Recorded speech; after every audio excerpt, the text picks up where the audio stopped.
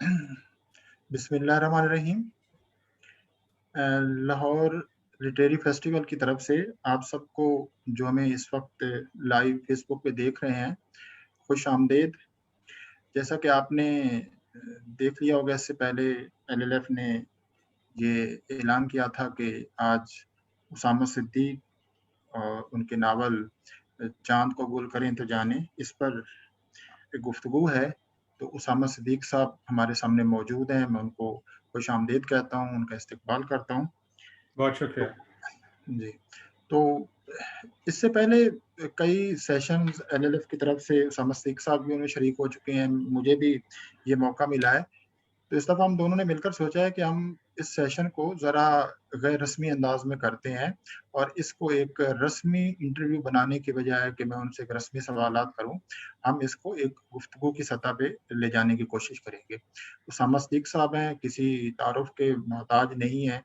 हमारे बेशतर जानने वाले जो अंग्रेजी जो पढ़ते हैं अदब, वो उनके नावल स्नफिंग और द मून उससे खास तौर पर वाकिफ हैं, 2017 में आया था। और अभी हाल ही में आसिम बख्शी ने उनके इसी नावल का एक बहुत ही शानदार और एक इंतहाई काबिल रश्क तर्जुमा किया है। मेरे ख्याल है किसी भी मुसन्निफ के लिए इससे बड़ा कोई लम्हा नहीं होता रश्क का कि जब उसकी किताब को एक इतनी उम्दगी से तर्जुमा किया जाए और वो दूसरी ज़ुबान में। और जब हम इसका तर्जुमा पढ़ते हैं तो लगता है कि ये बुनियादी तौर पर उर्दू का नावल था, क्योंकि इसकी जो फ़ज़ा है, जो इसमें लैंडस्केप है, जो इसके कैरेक्टर्स हैं, जो तारीख़ और तहज़ीब है, सब हुई। तो हम आज उनके इस तर्जुमे पर, उनके इस नावल पर गुफ्तगू करेंगे। उसामा सिद्दीक साहब बुनियादी तौर पर इनका जो ताल्लुक है कानून के शोबे से है और बहुत बड़ी-बड़ी डिग्रियाँ इन्होंने हासिल कर चुकी हैं की हैं। हार्वर्ड स्कूल से वाबस्ता हैं, लम्स के जो फाउंडिंग चेयर हैं, जो लॉ और पॉलिसी का स्कूल है। इसके अलावा अपनी फर्म में और दुनिया भर में ये अपनी जो कानून से मुतल्लिक, गवर्नेंस से मुतल्लिक, इंस्टीट्यूशन बिल्डिंग से मुतल्लिक अपनी खिदमात देते हैं। तो उसामा सिद्दीक साहब गुफ्तगू का आगाज़ यहीं से करते हैं। आप ये बताइए कि आप कानून के शोबे से ताल्लुक़ रखते हैं और उसमें आपने 3 किताबें भी लिखी हैं जिनको कई अवार्ड्स भी मिले हैं। तो कानून के शोबे से एकदम आप नावल निगारी की तरफ आए। तो क्या ऐसा है कि आपने इससे पहले इतना अरसा, जब तक आप कानून से मुतल्लिक किताबें लिखते रहे, तसनीफ़ और रिसर्च तो आपने शुरू कर दी थी ना, रिसर्च इस नावल का भी हिस्सा है। तो क्या आपने आपके अंदर एक ख़्वाहिश मौजूद थी, लिखने की एक अर्ज़ मौजूद थी जिसको आपने सिर्फ़ मुलतवी रखा कि जब आप करियर बिल्डिंग में क्या आप उसमें मसरूफ़ थे, आपको वक़्त नहीं मिला, फिर जैसे ही आपको कुछ फ़ुर्सत मिली, तो फिर वो जो अर्ज़ थी वो पैदा हो गई, या कोई इत्तेफ़ाक़ी हादसा था जिसने आपको नावल निगार बना दिया? जी। जी। नासिर साहब, बहुत शुक्रिया आपका, आपने इतना वक़्त निकाला इस गुफ्तगू के लिए और आपसे बात करके हमेशा बहुत अच्छा लगता है। जी। कभी-कभी तो मुझे ये लगता है कि मैं शायद हमेशा से फ़िक्शन निगारी कर रहा था, लेकिन उससे कानून का लिबादा मैंने उड़ा रखा था। आप जानते ही हैं कि लॉ को भी कभी-कभार कहा जाता है और लीगल फ़िक्शन भी एक टर्म है। और अगर हमारे यहाँ के फ़ैसले 1947 के बाद से देखे जाएँ, ख़ास तौर पे जो मावराए अदालत किस्म की जो हरकत हैं उनके बारे में, तो वो भी फ़िक्शन ही लगते हैं। हुँ। लेकिन इस बात से कतई नज़र असल में फ़िक्शन मुझे हमेशा से बहुत पसंद थी। मैं एक ऐसे घराने में पला-बढ़ा जहाँ पे किताबों पे गुफ्तगू होती थी और मैं बड़ा खुशकिस्मत हूँ कि मुझे असातिज़ा भी ऐसे मिले और रिश्तेदार भी ऐसे मिले जो फ़ारिग वक़्त में किताब की बात करते थे। तो मेरे ख़्याल में कहानी लिखना इंसान की एक बहुत बड़ी दरियाफ़्त है, बल्कि सबसे बड़ी दरियाफ़्त है और ये उसको मुमताज़ करती है दूसरे जो अल्लाह ताला ने जो मखलूक़ात बनाई हैं।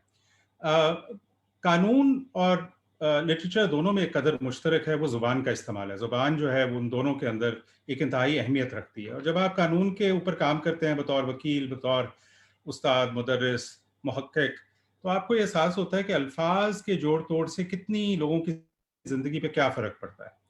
अब जब कानून की एक तरफ तो हुँ। आपको ये अंदाज़ा होता है कि उसमें कितनी सलाहियत है ज़िंदगी के अंदर कुछ करने की, लेकिन साथ-साथ आपको ये भी एहसास होता जाता है कि कानून की ज़ुबान की कुछ लिमिटेशंस भी हैं और वो आपको ख़ास तौर पे एहसास होता है जब कानून का आप इस्तेमाल और गलत इस्तेमाल देखते हैं, चाहे वो नौआबादियाती निज़ाम में हो, चाहे उसके बाद हो। अगर आप अंग्रेज़ों को देखें तो उनका सबसे बड़ा जो एक हरबा या एक जो हथियार था वो कानून था। अच्छा, अब जब मुझे कानून से ज़्यादा जी। उन लोगों में दिलचस्पी हुई जिनके ऊपर कानून मुसल्लत होता है या कानून जिन पे हावी किया जाता है, तो मुझे एहसास हुआ कि मुझे उन लोगों के अंदर ज़्यादा दिलचस्पी है, कानून बराए कानून में दिलचस्पी नहीं है। कानून इसलिए अहम है हुँ। कि वो लोगों के लिए है। तो अब मैं लोगों की ज़िंदगी में तो हमेशा से दिलचस्पी थी और उसमें और बहुत सी चीज़ें थी, और फ़िक्शन एक ऐसी चीज़ है जिसमें आप कुछ भी कर सकते हैं, ये कमाल चीज़ है। किसी भी और डिसिप्लिन के अंदर बहुत से कुयूद हैं, लेकिन इसके अंदर आप फैंटेसी भी लिख सकते हैं, इसके अंदर आप हिस्टोरिकल फ़िक्शन भी लिख सकते हैं। सो ये बहुत सी वजूहात थी जिसकी वजह से मैं तो हमेशा इन दोनों डिसिप्लिन्स में इंटरेस्टेड था। लिखा क्यों नहीं इससे पहले, सच्ची बात ये है कि जैसे-जैसे आप अच्छा अदब पढ़ते हैं, आपको ख़ास तौर पे, मुझे ख़ास तौर पे ये एहसास कमतरी होता था कि मैं क्या लिख पाऊँगा, और मैं कभी उससे खुश नहीं होता था। ना आपको पता है कि राइटर्स के लिए इतनी रहनुमाई होती है, और ये बात भी दुरुस्त है कि इंसान अपने दाने-पानी के पीछे लगा रहता है। सो हुँ, कुछ तो हमेशा से जुस्तजू थी, और कुछ ये बात भी आपकी दुरुस्त है कि मेरी ज़िंदगी में एक वाक़या ऐसा हुआ जिसकी वजह से मुझे ज़िंदगी के बारे में और गहराई में सोचना पड़ा, हाँ, और वो अमूमन वो कोई ज़रूर ट्रेजेडी सोचती होती। बिल्कुल। हुँ, सो मेरे वालिद साहब की 2013 में वफ़ात हुई, और वो कुछ अरसा बीमार भी रहे थे, और मैं बहुत हर किसी को अपने वालिद से उन्स होता है, लेकिन मैं जितना उनके बारे में लोगों से और सुनता हूँ और अपनी ज़िंदगी को देखता हूँ, तो मुझे अंदाज़ा होता है कि उनके अंदर इंसानियत की जो आला कदरें थीं, वो किस हद तक थीं, और उनके अंदर जो एक इनकिसारी और एक मोहब्बत और मज़ाक की जो कैफ़ियत थी, तो वो जो सेंस ऑफ लॉस है, वो मेरे जैसे शख्स को भी उसने हिला के रख दिया। हालाँकि कुछ अंदाज़ा था कि अब उनकी तबीयत नासाज़ है। तो आई थिंक ऐसा जब मौका आता है, तो आप ज़िंदगी के बारे में फिर गहराई से सोचते हैं कि क्या मकसद हुँ, क्या है? और एक हमारे सबके अंदर जुस्तजू होती है कि हम भी कुछ कह दें, या हम भी हैं, या हमारे पास भी कुछ कहने को है। हालाँकि ज़िंदगी की बेवक़्फ़ती का एहसास भी साथ-साथ होता है।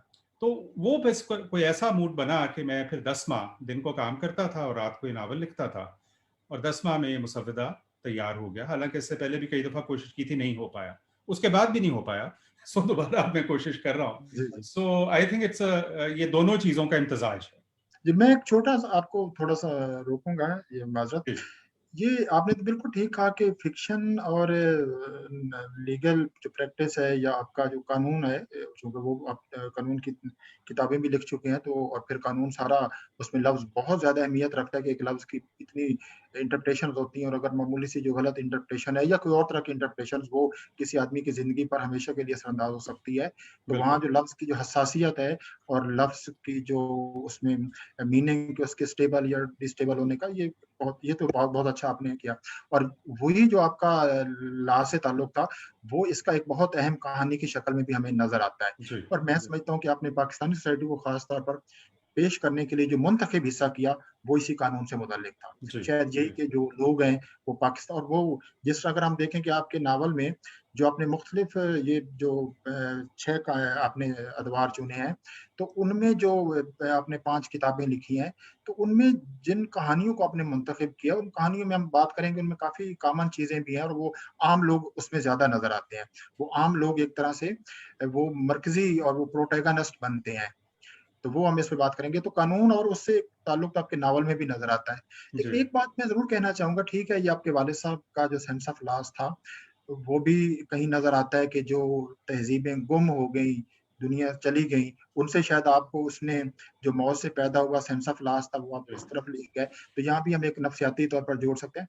लेकिन हमने आमतौर पर देखा है कि जो लोग अपना पहला नावल लिखते हैं, तो उसमें आप ज़्यादातर अपने शख्सी तजुर्बात लिखते हैं, हुँ, हुँ, या हुँ। वो जो आपने उन्होंने देखा होता है।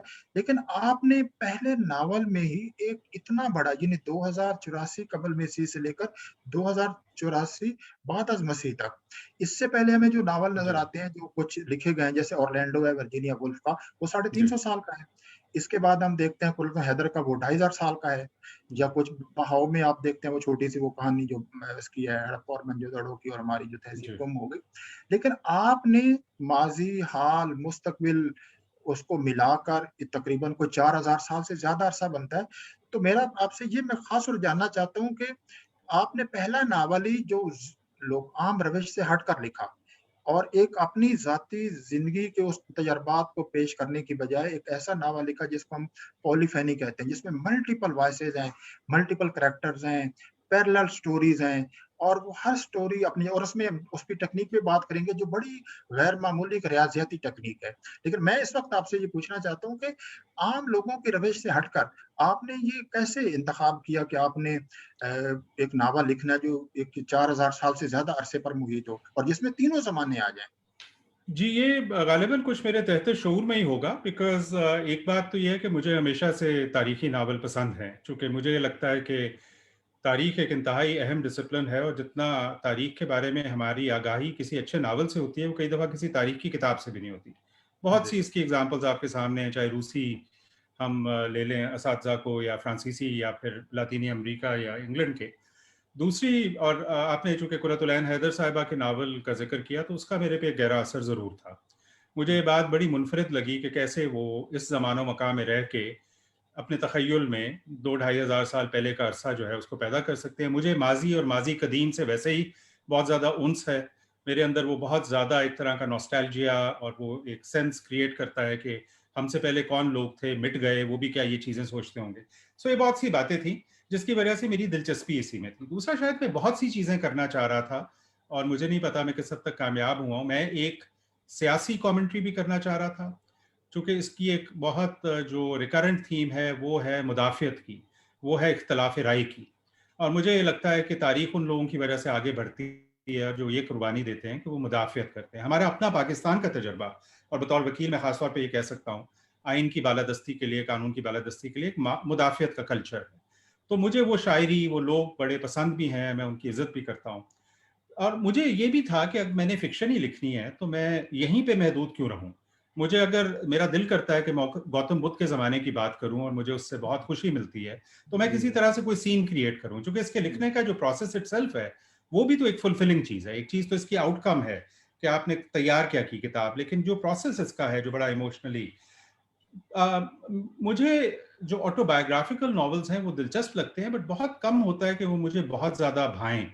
और ना ही हुँ, मुझे लगता था कि मेरी ज़िंदगी में कोई ऐसी ख़ास बात है कि मैं अपने मुशाहिदात के इर्द-गिर्द लिखूँ। ये कहते हुए, होता ये है कि कुछ वाक़यात इसके अंदर ऐसे ज़रूर हैं जिनका मेरी ज़ात से ताल्लुक़ है। ज़ाहिर है, आप जो किरदार ज़िंदगी में देखते हैं, वो आप जो किरदार बनाते हैं उसके अंदर उसका असर होता है। सो मैं बहुत कदीम तारीख़ की किरदार तो ख़ैर काफ़ी हद तक तख़य्युल की वजह से हैं, लेकिन जो अब किरदार आगे-पीछे हैं, उनमें से कुछ लोगों की जो पर्सनैलिटी के मुख्तलिफ़ लवाज़मात हैं, वो मुख्तलिफ़ लोगों की, जो मैंने मैंने जो मुशाहिदा ज़िंदगी में किया, उनसे आए हैं। आप जैसा कि जानते हैं कि तारीख़ी नावल की एक ख़ास बात ये है कि उसमें कई किस्म के तारीख़ी किरदार हो सकते हैं। कुछ वो जी, जो बिल्कुल आप ही ने क्रिएट किए हैं, कुछ वो जिनके बारे में हमें मालूम है कि वो एक ज़माने में थे, लेकिन हमारे पास मालूमात बहुत कम है। जैसे इसमें अजनाला के कुएँ में जी, जिन लोगों को, उनके बारे में हमारे पास मालूमात बहुत कम है, लेकिन वो तारीख़ी रियलिटी है। और फिर जहांगीर बादशाह तो एग्ज़िस्ट करता था। सो मैं जो जहांगीर बादशाह को जिस तरह से पेश करता हूँ, वो मेरी परसेप्शन या मेरी इंटरप्रिटेशन है जहांगीर बादशाह की।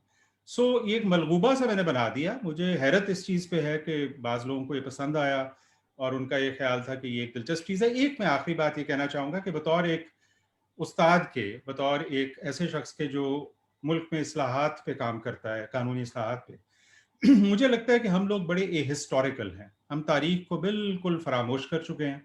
हमारा ख़्याल है कि हाल का माज़ी से कोई ताना-बाना नहीं, इसके कोई असरात नहीं। हमारा एक एहसास बरतरी भी है। हम ये समझते हैं कि जो लोग गुज़र गए, वो किसी तरह हमसे कमतर थे और हम किसी अक़ल की मेराज पे हैं। तो मैं इस हुँ, चीज़ के बारे में भी रिएक्ट कर रहा था कि ऐसा नहीं है। बड़े-बड़े लोग आए, गुज़र गए, और हमें पता भी नहीं चला। और दूसरा ये कि हाल को समझने के लिए माज़ी को समझना बहुत ज़रूरी है। सो कोई भी कहानी ऐसी नहीं होती जो गुज़श्ता से पेवस्ता नहीं होती। और इस केस में तो मैं ये कह रहा हूँ कि वो जो आने वाला दिन है, उससे भी पेवस्ता है। चूँकि आज जो हम करेंगे, उसका असर हमारे कल पे पड़ेगा, और उसमें एक माहौलियाती जो थीम है, जिस पे शायद जी, हम जी, बात करें, वो जी, आप देखें तो उसका ताना-बाना फिर मुस्तक़बिल से मिलता है। सो ये बहुत सी वजूहात हैं। जी, जी।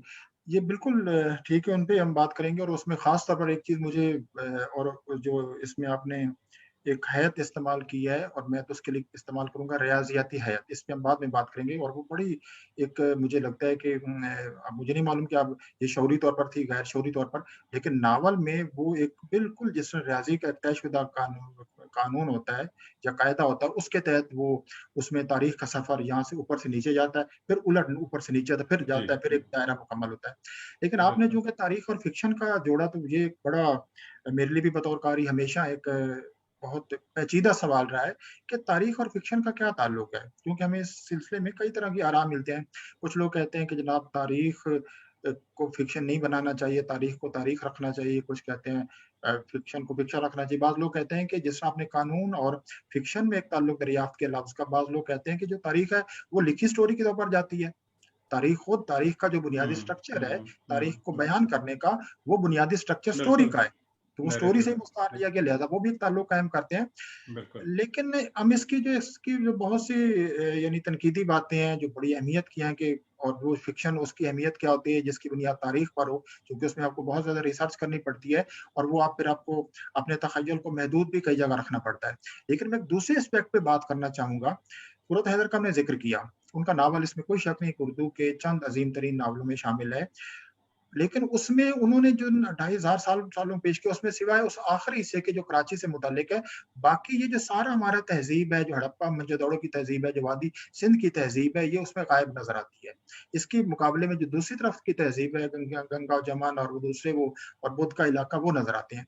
आपके इस नावल में हमें जो सारा आपने लैंडस्केप दिखाया है, वो सारा वादी सिंध से लेकर कलह रोहतास जिसमें आप मुतहदा अभी मराकज़ आपने दिखाए हैं, वादी जी, सिंध है, गदारा है और मुगलिया अहद को पेश करते हुए आपने लाहौर को बनाया है और उसमें जो 3-4 कहानियाँ चलती हैं, वो सारी लाहौर की और फिर बाद में जाके वो इकट्ठी हो जाती हैं टेक्सला में जाकर और वो तो क्या आप समझते हैं कि तारीख का ये तस्वुर इस पे कहीं कोई पाकिस्तान का जो एक और जिस तरह एजाज अहसन का एक थीसिस है या इससे पहले हमारे यहाँ डॉक्टर वज़ीर आगा ने भी इसी तरह पेश किया और फिर बहाव नावल। तो आप समझते हैं कि कहीं न कहीं ये जो तारीख का पाकिस्तान का तस्वुर है कि आप तारीख को पेश करना चाहते थे और ये पाकिस्तान की जो तहज़ीब है ये पेश-ए-नज़र थी कि इसको आप फ़िक्शन के ज़रिए लाना चाहते हैं? नहीं जी, मेरा नहीं ख़्याल। उसकी वजह ये है कि पहली बात तो ये है कि जो मेरा शनाख्त के बारे में तासुर है, जो जी, हमारा एक इस वक़्त बहुत बड़ा क्राइसिस भी अलमिया भी है, कि हम अपनी शनाख्त को बहुत तंग नज़री से देखते हैं, बहुत से लोग। मेरे लिए पाकिस्तान बहुत अहमियत रखता है, मेरी शनाख्त का बहुत अहम हिस्सा है। मेरी शनाख्त के और भी बहुत से अहम हिस्से हैं। उसमें ईरान का कल्चर भी है, उसमें हिंदुस्तान का कल्चर भी है। मैं अपने आप को खुशकिस्मत समझता हूँ कि मैं एक ऐसे खित्ते से हूँ, जहाँ पे 7,000 साल तक पुरानी हिस्ट्री रिकॉर्डेड है। बहुत से दुनिया के नए ऐसे ममालिक हैं, जो दिन-रात ये कोशिश करते हैं कि वो अपने लिए कोई तारीख पैदा करें। उनकी जी, 250 साल की तारीख है और उसके ऊपर भी उन्होंने टिकट लगाई होती है। जी, तो मैं क्यों अपने आप को महदूद करूँ? तो मैं तो हमेशा से मुतासिर रहा हूँ। दूसरा मेरे लिए इंसान अहम है, मेरे लिए इंसानी तहज़ीब अहम है। मैं तो कोई सबक सीखना चाहता हूँ, मैं तो सबक सिखा नहीं रहा, मैं तो खुद सीखने की कोशिश कर रहा हूँ कि ये जो सारा कुछ हो रहा है, ये क्या है? ये जो सारा फसाना हमारे सामने है। अब इसमें ये है कि एक लिहाज से तो देखें तो मैंने 6 मुख्तलिफ किस्म के पॉलिटिकल स्ट्रक्चर्स की बात की है। एक सिटी स्टेट है, जो मोहनजोदड़ो है। उसके बाद सत्रपी का कॉन्सेप्ट है, जो कि टेक्सला में है। उसके जी, बाद एक ख़ास मुगलिया तर्ज की जो जी, बादशाहत है। उसके बाद नौआबादियाती निज़ाम है, फिर मॉडर्न कॉन्स्टिट्यूशनल डेमोक्रेसी है और फिर मैं उसके बाद ये स्पेकुलेट कर रहा हूँ कि शायद नेशन स्टेट का तस्वुर ही ख़त्म हो जाएगा। जी, जी, वो शायद ये सारा कुछ कॉर्पोरेट इंटरेस्ट के हाथ में होगा। सो उस लिहाज से तो मैं फिर पाकिस्तान की ट्रैजेक्टरी को नहीं देख रहा। मैं वापस जाता हूँ, आपका सवाल इतना जामे है और उसमें इतनी बातें हैं कि मैं एक और उसके रुख पे पहलू। आप ये देखिए कि मेरा जो कॉन्सेप्ट टाइम का है वो यहाँ लीनियर नहीं है। वक्त एक सीधी लकीर में नहीं चल रहा। इसलिए खास तौर पे मेरा स्ट्रक्चर ऐसा है जो आपने निशानदेही की कि मैं मोहनजोदड़ो से शुरू करके 2084 इन द फ्यूचर जाता हूँ और फिर वापस चला जाता हूँ। तो वो जी, पहिए का जो कॉन्सेप्ट है, जी, वो बड़ा बिल्कुल, बिल्कुल। कॉन्शियस है। चूँकि मुझे जब भी पुराने लिटरेचर पे, चाहे वो संस्कृत का हो, हिंदी का हो, उर्दू का हो, चाहे उसमें बुद्धिज़्म का ज़िक्र हो या जैनिज़्म का ज़िक्र हो, जब उसमें ये अल्फ़ाज़ इस्तेमाल होते थे कि वक़्त का पहिया चल रहा है, तो मुझे ये जी, बात बड़ी मिस्टीरियस और बड़ी खूबसूरत लगती थी।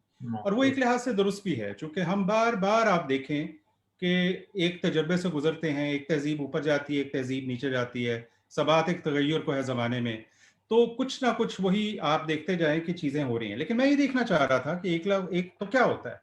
होता ये है कि एक गिरोह गालिब आता है, उसकी तहज़ीब तरक्की करती है, फिर वो ज़वाल पज़ीर होता है, फिर एक दूसरा गिरोह आ जाता है, राइट? और वो आप हर सिविलाइज़ेशन को देखें, ऊपर जाती है, नीचे आती है। लेकिन कुछ चीज़ें तब्दील भी हो रही हैं। और क्या तब्दील हो रहे हैं? एक तो सियासी ढांचा तब्दील हो रहा है। दूसरा मज़हब की इंसानी ज़िंदगी में क्या उसकी वक़्त है, जी, उस बिल्कुल, पे बिल्कुल। ख़यालात तब्दील हो रहे हैं। तीसरा एक चीज़ है टेक्नोलॉजी, जो कल के इंसान को क्या बना देती है, हमें अभी तक नहीं पता, इस पे भी बड़ा लिटरेचर है। लेकिन इन 3 चीज़ों के अलावा अगर आप देखें तो इंसान की जो बेसिक कैफ़ियत है, उसकी जो सरिश्त है, उसकी जो किरदार की खूबियाँ हैं, वो डरता है, वो पेशीन गोइया करता है, वो मोहब्बत जी, करता है, नफ़रत करता है, लड़ता है, वो हर जगह एक ही हैं। जी, सो जी। इसलिए मेरा कॉन्सेप्ट साइकिल का है। आई वुड से कि मैंने तो इसको सिविलाइजेशनल एक लेंस से देखने की एक अदना सी कोशिश की है।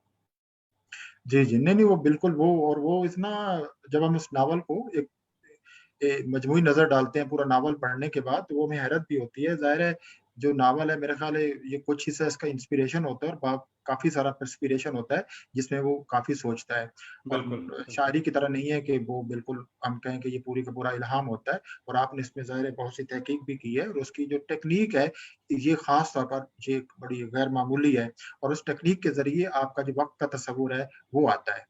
ये बहुत अहम जी, है। जी, बिल्कुल। अच्छा, इसमें एक चीज़ मुझे जो आपने पहिए का ज़िक्र किया वो हमें नावल में एक और तरह से भी नज़र आता है। मसलन जब हम देखते हैं जो पहली कहानी जो वादी सिंध की है, मोहनजोदड़ो की कहानी है, तो वो जो तहज़ीब को आपने ख़त्म होते दिखाया हुआ है जहाँ और अवामिल है, पुरोहितों का किरदार पढ़ना, उनका सियासी इक़्तिदार के लिए कोशिश करना और फिर उनको बेनकाब भी आपने किया है और उनकी जी, मंतिक को भी बेनकाब किया है और उनकी जो इदारा जाती तश्कील का अमल है, उसको भी बेनकाब किया है जी, और फिर वो दूसरे किरदारों के ज़रिए और उसमें फिर डांसिंग गार्लिक का भी बहुत ही एक तरह का बिल्कुल हम कहेंगे एक बिल्कुल नया एक नावलाई एक जन्म है जिसमें वो बहुत ही वो नुसरत हुई की सूरत में है या वो बहुत ही अच्छा।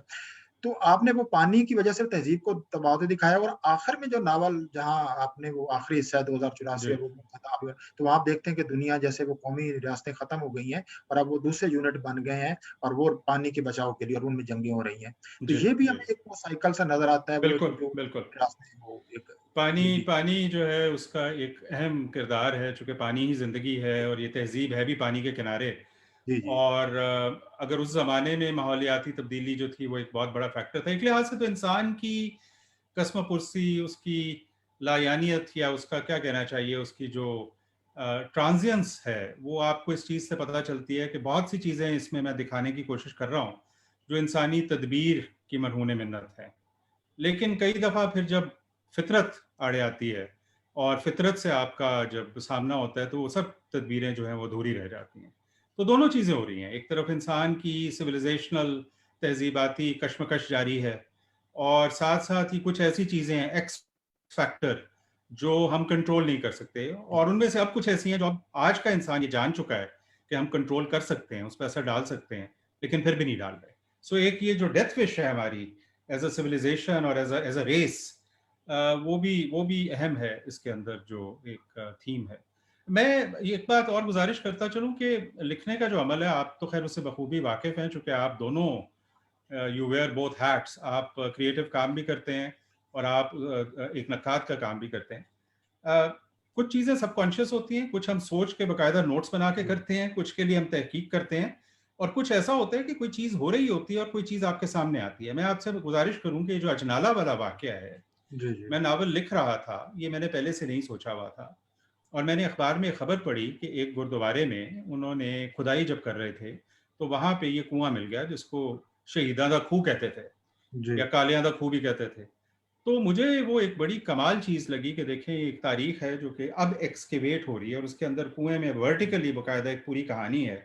फिर मैंने तहकीक की और मुझे अपनी लाइल्मी का एहसास हुआ कि ये सारा कुछ यहाँ मियाँ मीर की कैंटोनमेंट में हुआ था और मेरे लिए वो जी, बड़ा सिंबॉलिक और पॉइंटेंट था। और इसके अंदर कुछ हिस्से मैंने और लिखे, लेकिन वो फिर ऐसा था कि वो मैं कुछ ऑलमोस्ट पोलेमिकल टोन में चला गया, जी। चूँकि एक आयरनी है। चूँकि एक उसमें वाक़या हुआ कि जब ये हड्डियाँ मिली और सब कुछ, तो उसमें लड़ाई शुरू हो गई कि इनका करना क्या है। तो हम अभी तक इतने डिवाइडेड हैं कि हड्डियों पे भी लड़ रहे हैं। जी, जी। उसके बाद मैं ख़ास तौर पे अजनाला गया। मैं चूँकि अमृतसर क्रॉस अच्छा। करके कई दफ़ा हिंदुस्तान गया हूँ, वहाँ पे कॉन्फ्रेंसेस पे हिंदुस्तान में बहुत से दोस्त भी हैं। तो मैं किसी तरह से अजनाला पहुँच गया और वहाँ पे 2 सरदार बैठे हुए थे उस कुएँ के पास, and I spent a wonderful afternoon with them. उन्होंने मेरी बड़ी आवभगत की, उन्हें समझ नहीं आई ये आदमी लाहौर से कहाँ से पहुँच गया है। तो मैं क्या, हुँ। मैं भी सलाम करन आया शहीदां नूं।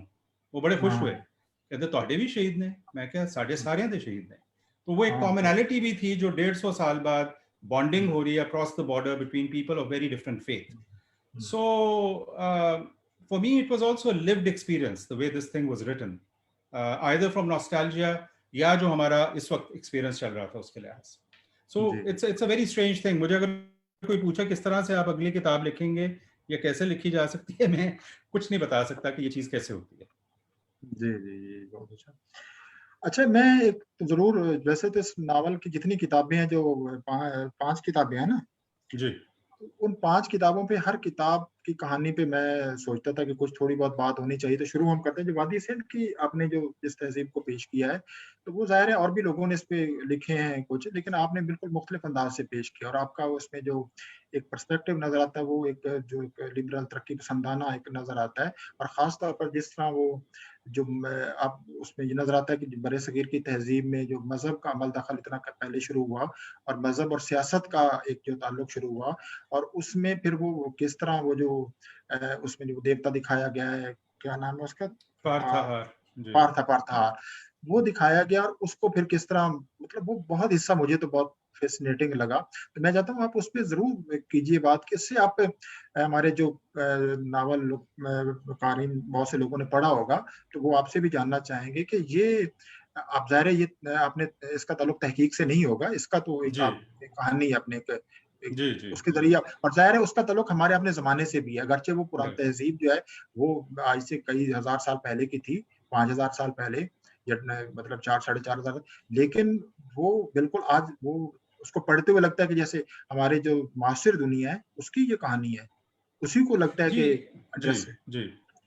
जी, एक देखिए एक लेवल पे तो जब हम माज़ी कदीम के बारे में लिखते हैं, जहाँ तहक़ीक़ एक हद तक की हो सकती है, तो हम अपने आप को प्रोजेक्ट करते हैं। अपने व्यूज़ को, अपने ख़यालात को, जो किरदार बनता है, उसमें ज़ाहिर है हमारा अपना अक्स भी आ जाता है, हमारी सियासत भी आ जाती है। ये ख़तरनाक बात है, अगर कोई जी, इसको इस तरह से देखे कि क्या वाक़ई ऐसा हुआ, चूँकि इट्स द अननोएबल। और जैसा कि आप जानते जी, हैं कि जो वादी सिंध की तहज़ीब है, वो तो अभी तक एक बहुत बड़ा मुअम्मा है, चूँकि उसकी ज़ुबान जी, जो है अभी तक डिसाइफ़र नहीं हो सकी। लेकिन जो मैं तहक़ीक़ कर सकता था, जो यहाँ पे जितना काम एक्सकवेशन का, आर्कियोलॉजी का हुआ, जो मोहेंजोदड़ो और हड़प्पा की सील्स की इंटरप्रिटेशंस हैं, जी, उनके ऊपर काफ़ी देखा और बल्कि इसमें एक बड़ी दिलचस्प मैं आसिम बख्शी साहब का ज़िक्र ख़ास तौर पे बाद में भी आएगा, अब भी करना चाहता हूँ, कि हमारी इस पे बड़ी इल्मी बहस भी हुई कि जब हम इसमें ज़ुबान चुनें, तो उस पे किस चीज़ हाँ, का असर होगा और उनका मैं ख़्याल ये ज़रूर था कि आपसे इस पे बात करना चाहता था जी, ज़ुबान की बिल्कुल। शुरुआत। हमारा ये नुक्ता नज़र था कि सिंधी और द्रविडियन इसके ऊपर इन्फ्लुएंसेस हो सकते हैं, संस्कृत नहीं होंगे, वो तो बाद में तहज़ीब आई।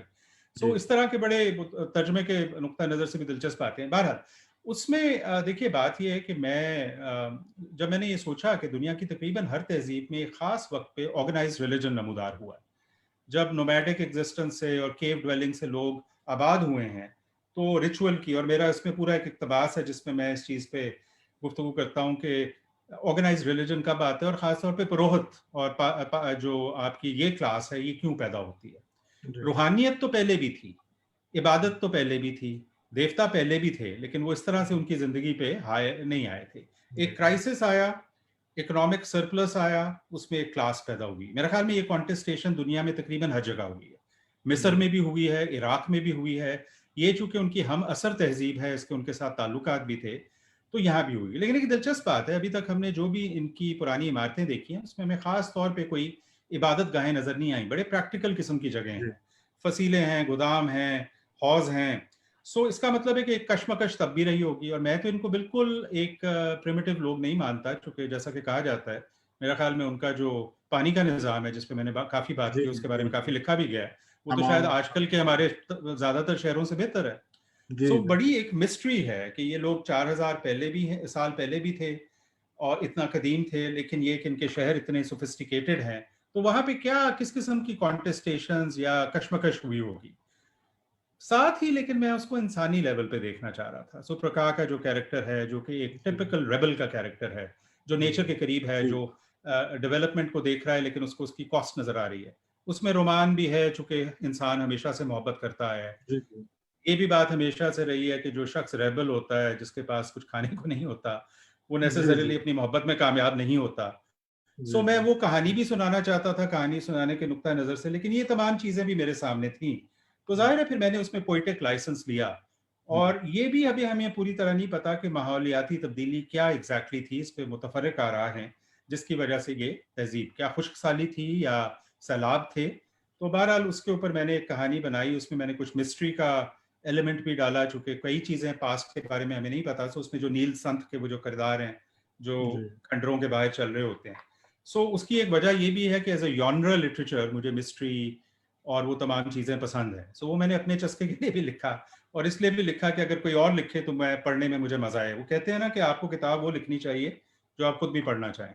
सो वंस अगेन जिसमें आपको खुद भी मजा आए, तो वो ये सारी उसके अंदर मुहर्रिकात थे उसके अंदर ये। अच्छा, इसमें एक और चीज़ भी मैं शायद बोलना चाहूँ, जो मैं आपसे ज़रूर पूछना चाहता था कि ज़ाहिर है, मेरा ख़्याल है ये भी लाशऊरी तौर पर हुआ होगा, जिस तरह आपने वक़्त का एक तस्वुर इसमें पेश किया है, जो लीनियर नहीं है, नॉन लीनियर है। इसी जी, तरह कुछ अलामतें हैं जो बार-बार आती हैं, जैसे पानी का आया, इसी तरह पीपल का दरख़्त मैंने देखा ये जी, बार-बार ज़्यादा होता है। तकरीबन हर कहानी में कहीं न कहीं पीपल का जी, दरख़्त मौजूद है। वो मुगलिया लाहौर की कहानी में भी है, वो दूसरी कहानियों में भी है, वो नज़र आता है। तो आप क्या इस तरह एक जो इंडिजिनस एक या इसका माहौलियात के साथ आप करना चाहते थे, और क्या ये तीन धीरे-धीरे चार बन गया? नहीं, बिल्कुल आप सही फरमा रहे इसकी हैं, जो क्योंकि मज़हबी और देखें वो असातीरी अहमियत रही है हिंदुस्तान में। बिल्कुल मोहनजोदड़ो की सील पे भी है। जी, बुद्धा का निर्वाण जो है वो भी जी, वो पीपल भी के है। नीचे कहा जाता है। मुगलिया सल्तनत पे जो सड़कों के किनारे लगाया गया दरख्त वो भी है, अंग्रेज ने जिससे फांसी से लटकाया वो भी है, जी, और अदालत के जो आपको सहन में नजर आता है वो भी पीपल होता है। तो एक एक एलिमेंट ऑफ कंटिन्यूटी है। मैं पीपल को जी, काफी हद तक उसको हिंदुस्तान से तशबीह जी, देता हूँ। हमारा दरख्त है, यहाँ का दरख्त है, पाकिस्तान जी, हिंदुस्तान का और उससे पहले का। दूसरी बात माहौलियाती भी है। तीसरी बात ये कि मुझे दरख्तों में एक बहुत गहरा दिलचस्पी है। मुझे जो अगर मेरा कोई रूहानी एक्सपीरियंस होता है तो उसमें अक्सर दरख्तों का एक रोल होता है। मुझे हमेशा से उनकी जमालियात, उनका जो आसाइश वो हमें फ़राहम करते हैं, मुझे हर लिहाज से वो बहुत मुतासिर करते हैं, और शायद ये मैंने अपने वालिदैन से सीखा। अब जो जी, माहौलियात की हम बात करते हैं उसके अंदर भी वो जी, बहुत जी, अहमियत रखते हैं। सो मैंने जी, जान के ये भी कोशिश की, अगर आप देखें कि मैंने हड़प्पा के इलाके में, टेक्सला के इलाके में जो वहाँ के इंडिजिनस पौधे हैं, उन जी, पौधों का मैंने ख़ास ज़िक्र किया है। उनका ख़ास जी, ज़िक्र इसलिए किया है कि इससे पहले कि वो ख़त्म हो जाएँ, हमें पता तो हो कि यहाँ पे क्या था। और जी, आप ये देखें कि जो वेस्टर्न नॉवल है, जो बहरहाल जी, नावल वहीं से आया है, उसकी एक ख़ुसूसियत ये है, ख़ास किस्म के कुछ नॉवेल्स में, जब बहुत ज़्यादा डिटेल्स और मंज़रकशी के ऊपर ज़ोर था, कि उन्होंने कितनी खूबसूरती से अपने माहौल को, इंग्लिश कंट्री जी, साइड को, फ्रेंच कंट्री जी, जी, साइड को जी, उन्होंने महफ़ूज़ कर लिया। हुँ, तो मुझे जहाँ भी हमारे उर्दू अदब में या हमारे इलाकाई अदब में हमारे माहौल और हमारे महल्लो बक्कू की कोई चीज़ हो, लाहौर भी इसलिए बार-बार आ रहा है। लाहौर मेरा शहर है, मैं उसके बारे में ज़्यादा जानता हूँ, मैं बाकी शहरों की बनिस्बत वैसे तो बहुत कम जानता हूँ। मुझे बार-बार ये एहसास होता है कि लाहौर दुनिया के अज़ीम शहरों में से एक शहर है, लेकिन दिल्ली, इस्तांबुल, दमिश्क, मॉस्को, किसी भी और बड़े शहर की बनिस्बत उस पे उतना नहीं लिखा गया जितना लिखा जाना चाहिए, उसको सेलिब्रेट नहीं किया गया। जी। सो ये दोनों भी मेरे, आप कह सकते हैं कि कुछ बीच में पेट प्रोजेक्ट्स या एजेंडाज थे, जी। जिसकी वजह से ये बीच में आते हैं। नहीं, नहीं, लाहौर तो बिल्कुल मेरा ख़्याल है इस नावल का काफ़ी बड़ा हिस्सा जो है वो लाहौर जी, लाहौर जी, की कहानियों से मुतल्लिक है। पुराना लाहौर, मुग़लियात का लाहौर, 1857 के उसमें जो आपने लाहौर दिखाया है, मियाँ मीर का बिल्कुल। बार-बार ज़िक्र आता है। वो कई जी, मतलब उसमें नावल की कहानी को वो कनेक्ट भी करते हैं वो कई जगहों पर। और पाकिस्तान की जो आपने कहानी पेश की है वो भी सारी लाहौर की, और इसमें जो किरदार हैं वो भी बहुत ही एक एक मैं आपसे ये पूछना चाहूँगा कि ये जो आपने ख़ास तौर पर मुग़लिया कहानी पेश किया है, ये जी, दूसरी कहानी की तरफ हम आते हैं, जी, जी, और उसमें आपने जहांगीर को मुंतख़िब किया है, और जी, उसी जी, ज़माने में ज़ाहिर ईस्ट इंडिया कंपनी भी आती है, तो वो आगे जाके फिर वो लगता है कि जी, एक उसमें लिंक कायम हो गया है। मतलब आपने अकबर को नहीं मुंतख़िब किया, बाकियों को नहीं हुँ, किया, जी, ये जी, जहांगीर को मुंतख़िब करने की ज़ाहिर ईस्ट इंडिया कंपनी तो वैसे मैंने कहा है शायद वो जी, जी, जी, जोड़ने के दुरुस्त हो, कि उसने इजाज़त दी थी पहली दफ़ा थॉमस राव को, और वो एक जी, जी, लेकिन क्या कोई आपको या उसका मकबरा लाहौर में है इसलिए आपने मुंतखब किया? जी, मतलब क्या वजह वल थी इसको ब तहज़ीब को ब पेश मैं करने के लिए आपने? बिल्कुल, जी। बिल्कुल, आपने सही इस चीज़ की निशानदेही की। मैंने ख़ास तौर पे जहांगीर को इसलिए चुना कि चूँकि लाहौर काफ़ी अहम है इस किताब में, कम से कम 3 अदवार में लाहौर नुमायाँ है। जी, जहांगीर वो बादशाह है जिसको मैं लाहौर से सबसे ज़्यादा मंसूब करता हूँ, मुंसलिक करता हूँ। मुगलिया बादशाहों में सबसे ज़्यादा वक़्त उसने गुज़ारा, यहाँ पे दफ़न है। मेरा ख़्याल में जहांगीर एक बहुत अंडररेटेड बादशाह है। मेरे ख़्याल में वो एक बहुत दिलचस्प शख्सियत है। तो उसके जहांगीरी की खूबसूरती के अलावा जितने उसकी दिलचस्पियाँ, जितने उसके उलूम, जितना उसको शग़फ़ था रूहानियत से, और वो हर मसलक के लोगों से गुफ्तगू करता था, जो नज़र भी आता है उसकी सवाने में। और एक बहुत रोमानियत भी उसके साथ मंसूब है। अनारकली की कहानी भी है, जी, नूरजहाँ के साथ भी ताल्लुक़ है, तो बहुत दिलचस्प आदमी है। और दूसरा भी मुझे एक लिहाज से ये भी लगता है कि that is the high noon of the Mughal civilization. उसके बाद आहिस्ता-आहिस्ता आपने नीचे जाना शुरू किया, तो मैं उस तहजीब को, चूंकि मैं वो वाक़यात लाहौर में लिखना चाह रहा था और मैं थोड़ा स्पेकुलेट, और मेरे लिए जहांगीर के बारे में और जहांगीर को एक किरदार के तौर पे लाना इसलिए दिलचस्प था कि मेरे पास तो उसके जहांगीरी थी, जिससे मुझे उसकी पर्सनालिटी का बड़ा अच्छा अंदाज़ा होता है कि किस किस्म का आदमी होगा। इसमें एक बादशाह बनने की जो मजबूती और सफाकियत है वो भी थी, आपको शुरू के वाक़यात से अंदाज़ा होता है उसकी किताब में। लेकिन ये ऐसा आदमी है जो इतना ताकतवर होने के बावजूद ताकत के बारे में सोचता है। जो मैंने उसके अंदर चीज़ें लिखी हैं जिसमें वो बारिश देख रहा है और बारिश के बारे में स्पेकुलेट कर रहा है, तो उसके अंदर एक फलसफियाना, एक रॉ और एक तलाश और एक खोज, ये मेरी बड़ी दिलचस्प बात लगी कि एक इंसान ताकत के अरूज पे भी पहुंच जाए तो उसके अंदर ये कसक रह जाती है। और चूंकि मैं कॉन्ट्रास्ट करना चाह रहा था पावर विद नो पावर, तो जी, वहां वो पे वो बाकी जो सिकंदर सानी और रास्ता बेग। फिरास्ता बेग और सिकंदर सानी जो थे, जी, जी। पहले तो वो मजाहिया किरदारों के तौर पे आए, लेकिन फिर जी, वो एक जी। ट्रेजिक तरह के किरदार भी बन गए। बिकॉज जी, हमारे यहाँ देखे ना ताकत किस तरह मिलती है, वो जो कहता है सिकंदर सानी कि अच्छा इसने कब्जा जमा लिया तो ये जी। शहनशाह आजम बन गया, तो कल को तमाम मैं जमा दूंगा तो तुम मुझे पूछोगे। तो द हाँ, legitimacy of power is a big question, जी, राइट? हाउ डज जी, पावर एक्वायर लेजिटिमेसी? मैं अगर थोड़ी सी बात जरा सी एक और करूं, इससे पहले का जो एक था दौर, वो हम ब्रीफ उससे बात कर लूं, जो गंधारा का है। जी, उसके जी, पीछे कहानी ये है कि मैं आज से कोई 20-25 साल पहले इस्लामाबाद में काम कर रहा था, स्टूडेंट ही था। तो मैं हर हफ्ते इतवार किसी और जगह जाने की बजाय मैं टेक्सला पहुंच जाता था। और मैं अच्छा, कई अच्छा, लिहाज से, जी, मैं टेक्सला सारा सारा दिन फिरता रहता था। पता नहीं क्या मुझे खप था, अभी तक है, कि वो खंडरों के अंदर जो है ना, मुझे एक तरह का सुकून मिलता था, एक तरह का वो मुझे। बिल्कुल बिल्ला का जो किरदार है ना, मुझे लगता है जी, वो ऐसे बिल्ला, हाँ हाँ, वो बिल्ला बेचारा तो जो है ना, उसका तो एक और भी डायमेंशन है ना, और वो उस पे जी, आते हैं। तो यहाँ जी, पे वो जूलिया की मॉनेस्ट्री जो है, जो जी, उसका खास एक रोल है। और गौतम बुद्ध एक ऐसा किरदार है मुकद्दस, जी, जिनका पैगाम और जिनकी शख्सियत जो है ना, वो बहुत एक मुतासर कुन चीज़ है। जो बुनियादी पैगाम जो है नॉन वायलेंस का, और ये बात बड़ी कमाल मुझे लगती है, और ये वो बात उस ज़माने में कॉमन थी कि बनों में निकल जाना, जंगल में निकल जाना, क्या शिद्दत होगी।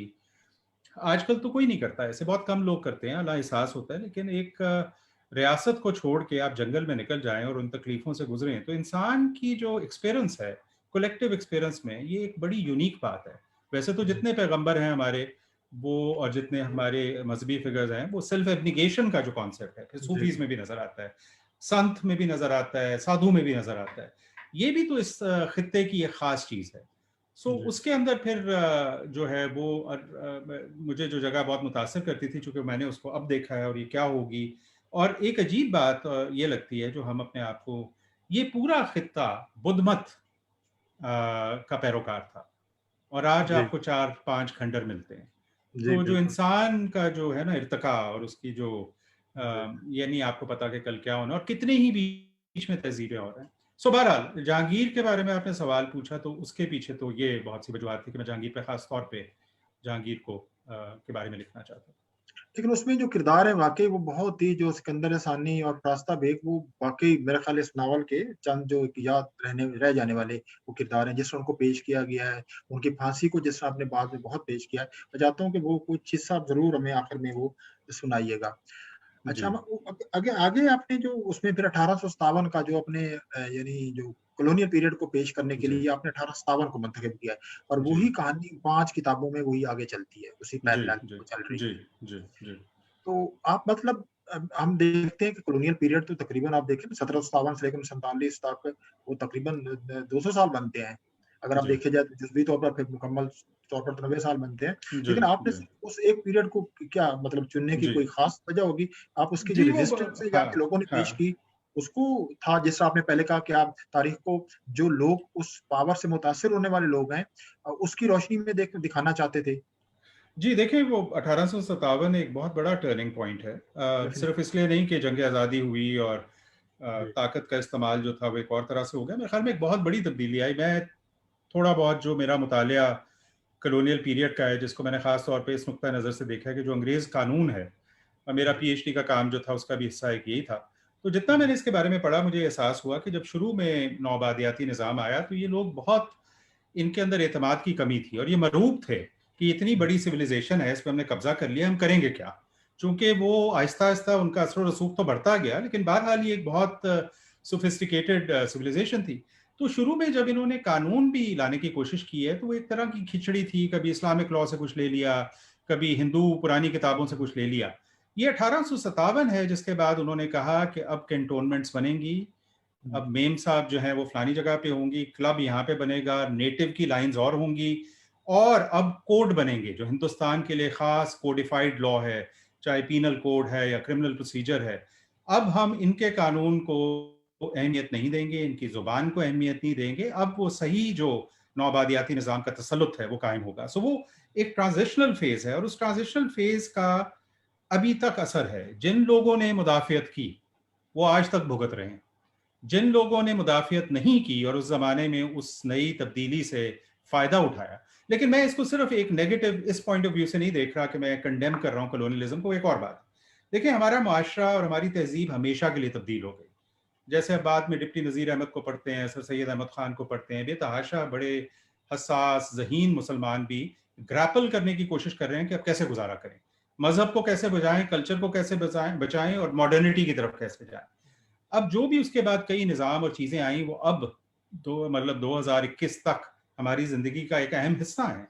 सो आई थिंक वो एक ट्रांजिशनल मोमेंट जो है ना, वो कई लेवल्स पे है, कल्चरल, लिंग्विस्टिक, लीगल, सिविलाइजेशनल। और दूसरा, चूंकि मैंने जैसे आपसे गुजारिश की कि मुझे अजनाला की कहानी मिल गई, तो इस वजह से वैसे तो देखा जाए तो मतलब ये इस 4000 के साल के अरसे में और भी बहुत से अहम अदवार हैं। मैं जी, जी, सीधा जी। 2084 कबल मसीह से छठी सदी में पहुंच जाता हूँ। बट वही है कि I had to pick and choose, and मैंने जी, फिर जी, पिक जी, एंड बिल्कुल। चूज किया इस नुक्ता नज़र से कि मुझे क्या ज़्यादा दिलचस्पी है, जहाँ मेरी थोड़ी सी मालूमात मेरी बाकी जो नाइल्मी है उससे थोड़ी ज़्यादा है।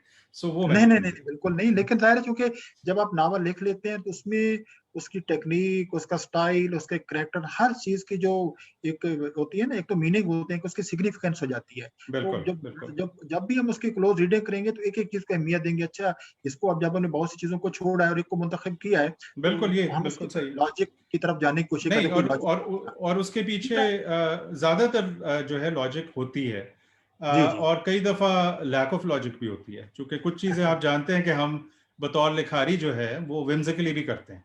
ये तो होता जी, है ना, जी। कि अपने जी, जी। चस्के के लिए या मजे के लिए करते हैं। सो अच्छा, इसमें एक चीज़ जिसकी तरफ मैं ज़रूर चाहता हूँ हमारी गुफ्तगू में, जिसको ज़रूर एक हाइलाइट जी होना चाहिए, जो इससे जी, जो ख़ास इस पीरियड से मुतल्लिक है, उसमें आपने एक दास्तान गो का किरदार पेश किया है। और वो बिल्कुल मतलब जो बिल्कुल। दास्तान गो है, लखनऊ से वो आया है, लाहौर में मौजूद है, वो उस कहानियाँ सुनाता है और उसकी जो रेजिस्टेंस है, वो दास्तानों के बारे में। हमारे यहाँ जो जब कॉलोनियल पीरियड आया और ख़ासतौर जो कॉलोनियल रिफॉर्म की तहरीक चली, आपने ज़िक्र किया सर सैयद अहमद खान, डिप्टी नज़ीर अहमद, इनके ज़माने में ख़ास तौर पर मौलाना हाली, इन्होंने अंग्रेज़ों जो चला रहे थे, जिन्होंने पंजाब के तहत दूसरे जो चला रहे थे, हमारे अदब को रिफॉर्म करने, तो दास्तानों को बहुत बुरा भला उन्होंने कहा। उन्होंने कहा, बिल्कुल "ये क्या अदब है? बिल्कुल ये तो मुबालगा है, ये ख़याली कहानियाँ, बिल्कुल तिलिस्मी कहानियाँ हैं, तो आप जो रियलिज़्म है, इसकी तरफ आइए।" और वो ज़ाहिर बिल्कुल है हमारा बिल्कुल। फिर अदब उसकी तरफ चल पड़ा।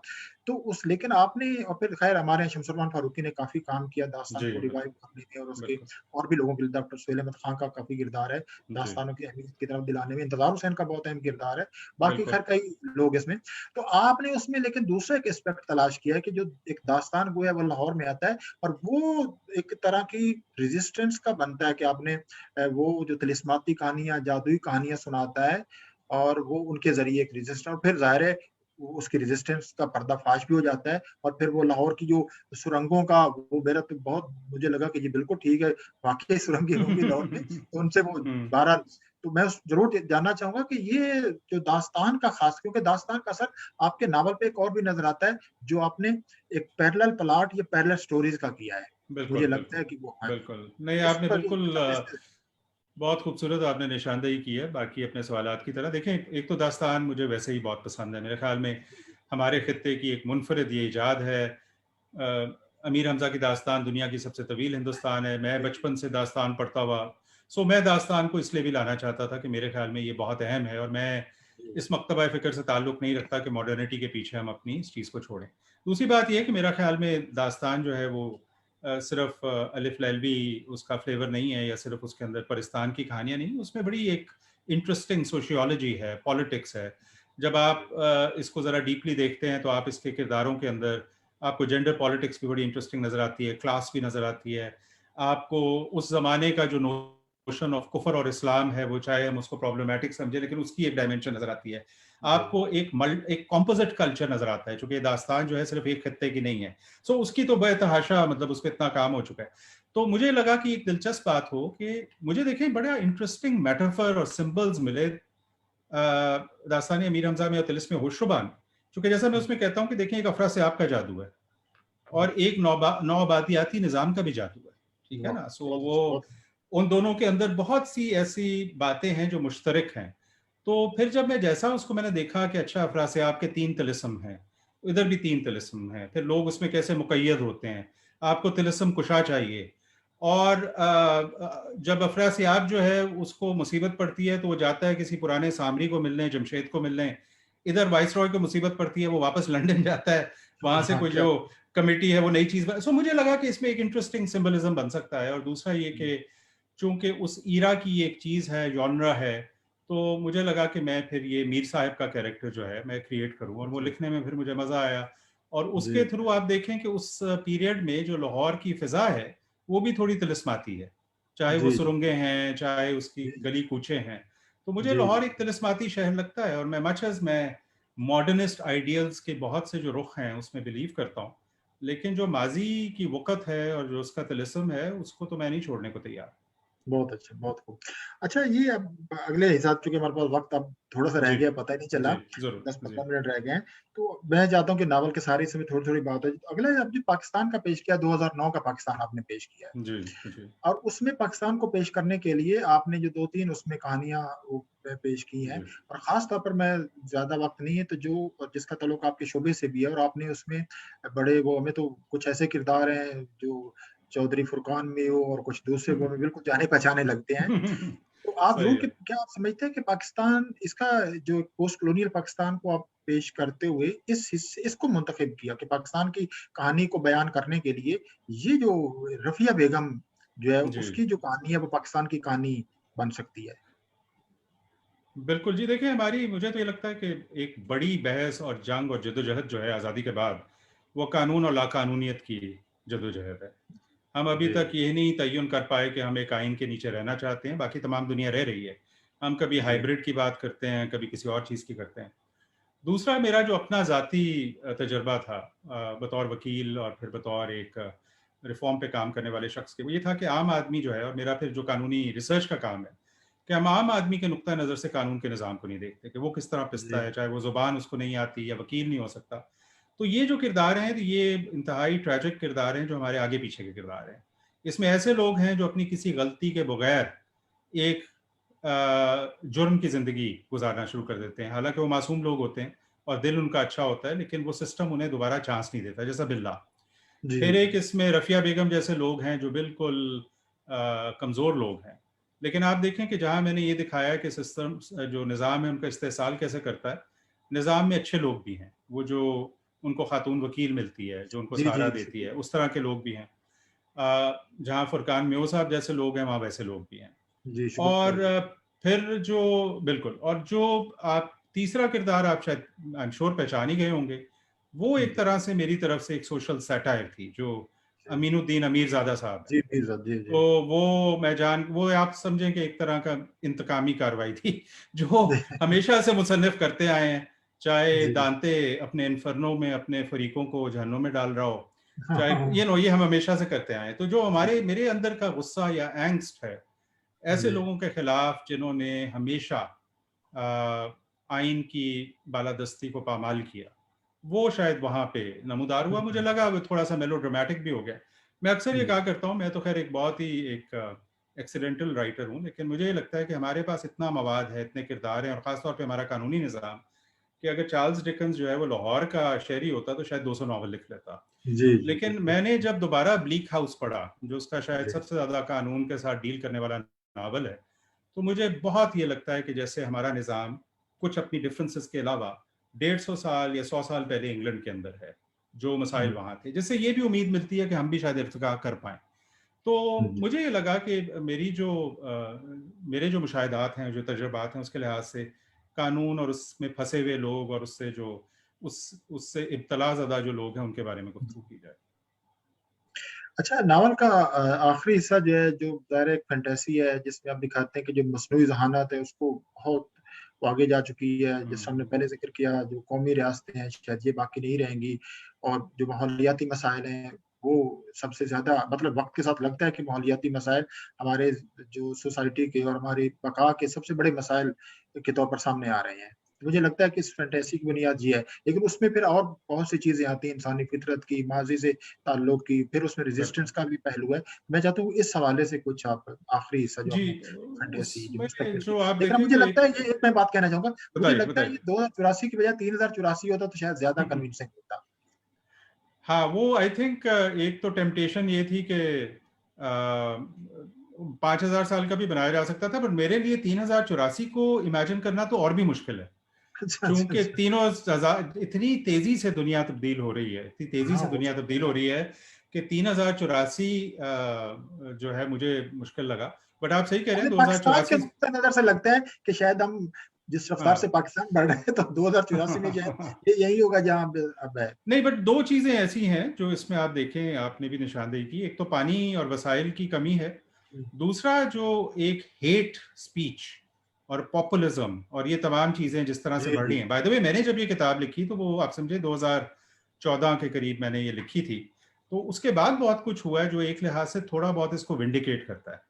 जो ट्रंप का सारा पीरियड जी, है, जी। जो मोदी साहब का सारा पीरियड है, जो बोल्सोनेरो का पीरियड है, इसमें आप देखें उधर जैसे अमेज़न तबाह हुआ है। और ये दूसरी चीज़ के जो सोशल मीडिया के आने से चूंकि जी, एक जी। एनोनिमिटी मिल चुकी है, लोग जो हैं वो कुछ भी कह सकते हैं, उसका कोई रैमिफिकेशंस नहीं है।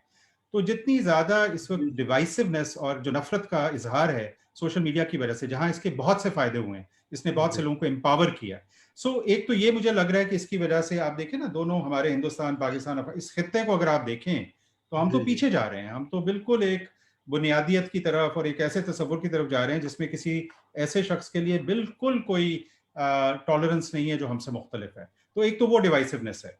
दूसरा, साथ पानी भी खत्म हो रहा है, तो जंगों का तो जी, जी, चांस बिल्कुल। है इस चीज के ऊपर। लेकिन वो कहानियां अपनी जगह पे। और एक तीसरी चीज आप देखें कि वो जो हिस्टोरियन का कैरेक्टर है बीच में, ये जी, बात कि हिस्ट्री कौन लिखेगा, हिस्ट्री कैसे लिखी जा सकती है, कौन सी हिस्ट्री पॉपुलर है, कौन सी हिस्ट्री को सप्रेस किया जाता है, ये तो हमेशा से जी, इशू रहा है। आपने पहले भी जी, बात की कि हिस्ट्री भी तो एक नैरेटिव है। जी, तो जी, वो आफाकी का जो कैरेक्टर है उसका डिलेमा अपनी जगह जी, पे है। फिर ऐसे लोग जो एक ऐसे निज़ाम में है जिसमें प्रैग्मेटिज्म और रैशनैलिटी को बड़ी अहमियत दी जाती है, जी, लेकिन जी, अगर आप एक लिहाज से देखें तो इंसाफ नहीं है उस माशरे में। जी, वंस अगेन कुछ लोग असेंडेंट हैं, कुछ लोग जी, गेटोज में हैं, हमेशा की तरह दो गिरोह हैं। इस्तेहसाल करें तो फिर तरक्की क्या हुई है? आप एक तरफ तो कह रहे हैं, फिर आपने मुर्द इल्जाम लगा दिया है चीज को कि मजहब है, और मजहब के साथ आपने रूहानियत को भी फेंक दिया, आपने उस चीज को जी, भी फेंक दिया। आपने कहा कि सब कुछ तो केमिकल स्टिमुलस से हो सकता है। जी, सो जी, आई गेस चाहे वो एल्डस हक्सले हो, चाहे वो जॉर्ज ऑवेल हो, चाहे वो बहुत से लोग हों जिन्होंने इस तरह की स्पेकुलेशन की जिनको मैंने पढ़ा, तो बहुत से सवाल थे जो मेरे जहन में थे। जी, और जी। मेरा चूंकि महदूद जगह थी, मैंने बहुत ज्यादा चीजें की हुई थी, तो मैंने हाँ। सिर्फ उसका एक फ्लेवर दिया उसके अंदर कि ये हो सकता है। जी, जी। नहीं, नहीं, वो बहुत ही अच्छा। आखिर में मेरे ख्याल में हमारे पास टाइम थोड़ा 7-8 मिनट है। एक मैं इसकी ज़ुबान के हवाले से ज़रूर सवाल जी। करना चाहता था।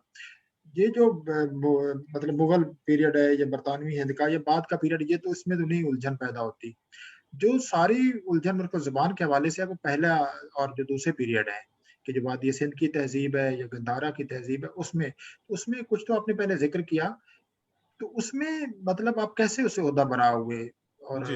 इसमें आसिफ सो बख्शी साहब का मैं ज़रूर चाहूँगा जी, कि उनका बिल्कुल, ज़रूर कोई बिल्कुल, सेगमेंट बिल्कुल, उनका चलना जिक्र चाहिए। बहुत और जरूरी है। हमारी ये ख़्वाहिश थी कि वो भी आज बैठे होते, कुछ हमसे उनसे भी बात करते, तो वो उनका चले उन्होंने बहुत इंशाल्लाह मेहनत से मौका ये मिले और ये किया। कोविड के हालात खत्म हो तो हम मिलके एक इंशाल्लाह जी, करेंगे।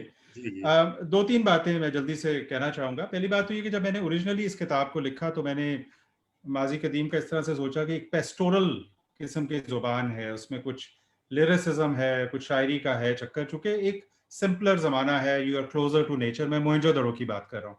जी, जी। तो उसमें फिर जब हम गंधारा में आए तो गंधारा में चूंकि बहुत जिक्र है बुद्धिज्म का, तो बुद्धिज्म की जो अपनी टर्मिनोलॉजी है जी, जी। उससे फिर उसमें फ्लेवर आ जाता है। मुगलिया को मैंने हाई पर्शियन की तरह सोचा। कलोनियल में कलोनियल अंग्रेजी हमारे सामने थी, और मौजूदा जो था वो मौजूदा है, और जो फ्यूचर है वो वंस अगेन इन्वेंशन है।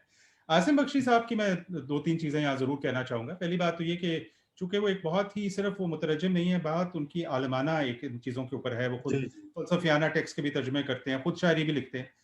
तो हमारी इस चीज़ के ऊपर बहुत सी चीज़ों पे बड़ी दिलचस्प और सिर हासिल बहसें हुई कि हमें जी, कैसे और क्या लिखना चाहिए। और मसलन ये कि सिंधी का और द्रविडियन का फ्लेवर लाया जाए। अच्छा, एक जी, लिहाज जी। से तो देखें तो तर्जुमे में हमें ये चीज़ें ज़रा थोड़ी-सी आसानी हुई, उनकी तमाम इसमें मशाकी अपनी जगह पे। चूँकि इस किताब का मेरे ज़हन में हमेशा से जो मूड था, वो तो बहुत हिंदुस्तानी या साउथ एशियन था। तो उर्दू में जब हम आते हैं तो वो एक लिहाज से उसके मिजाज के करीब आती है। मैंने इसका जो जी, टाइटल भी स्नफिंग आउट द मून रखा था, वो तो जी। फैज़ साहब के उससे रखा था। अब दूसरी इसमें बहुत दिलचस्प बात मैं तर्जुमे के हवाले से कहना चाहूँगा कि अमूमन तर्जुमा जब होता है तो जो लिखने वाला है वो फ़ौत हो चुका होता है। मुझे आसिम बख्शी साहब ने कहा कि उनके लिए बड़ा एक दिलचस्प तजुर्बा है कि वो एक ज़िंदा आदमी के जी, साथ जी। काम कर रहे हैं। तो वो मेरे लिए और उनके लिए वो बहुत ही ज़्यादा दिलचस्प था, चूँकि जी, हमने बाकायदा इस पे आलिमाना बहसें भी की, जी। जमालियाती बहसें भी की, टेक्नीक की भी की, लेकिन मैं सारा क्रेडिट उनको दूँगा कि उन्होंने इसकी पल्स को, इसके मूड को समझा। और जहाँ मेरे कोई थोड़े बहुत मशवरे थे कि इसमें फ़्लो इस तरह से आ सकता है, या हम इसको थोड़ा-सा कम इल्मी कर दें, उन्होंने मेरी बात हमेशा मानी। लेकिन ये सारा उनकी जो क़ुव्वत बयान, उनका जो अल्फ़ाज़ के ऊपर और दोनों ज़बानों के ऊपर अबूर है, जी, जी, बिल्कुल। और ये कि उनकी फिर पर्सनैलिटी, तीनों चीज़ों को बहुत क्रेडिट जाता है कि ये तर्जुमा हुआ और मुझे इसका करने में बड़ा मज़ा आया। मैंने तो क्या करना था, मुझे इसको देखने में बड़ा मज़ा आया जो वो कर रहे थे। जी, जी, ज़ाहिर है एक तर्जुमा जो होता है वो कोई आसान काम नहीं। वो कहते हैं कि मतलब लेकिन ये जो तर्जुमा है वो तो बिल्कुल लगता है कि जैसे ये ओरिजिनल है। ये कहीं नहीं लगता कि ये जो उसकी ट्रांसलेशन है। और उसकी एक इस आखिरी सवाल मैं यही करना चाहूँगा, अब शायद हमारे पास वक़्त नहीं है कि आपसे कुछ हम सुन सकें, वो माज़रत फिर वो कभी सही, क्योंकि वो नहीं, ईमान नहीं, बता कोई रहे हैं कि बात आपकी नहीं, वो फिर ज़रूरत कर है। लेंगे। इसमें जैसे आपने इस किताब का जो नावल का उन्वान रखा है वो भी फैज़ साहब की ज़िंदा-नामा की एक जी। नज़्म से लिया है। और वो उर्दू में भी आगे अंग्रेज़ी पहले तर्जुमा था। और इसके अलावा आपने हर जो किताब है, जो मुख्तलिफ उसकी 5 किताबें हैं, हर किताब हुँ, के हुँ। शुरू में आपने उर्दू शायरी से इक़्तिबासात दी हैं, नज़्मों से, ग़ज़लों से, इक़बाल की, मोमिन की, फैज़ साहब की, दूसरे गालिब की, बहुत से दिए हैं। तो ये इस वक़्त उर्दू अदब से आपका जो ताल्लुक था, इसमें मतलब ये मैं ज़रूर पूछना चाहूँगा कि उर्दू जी, जी, शायरी जी, से ख़ास बिल्कुल। तौर पर?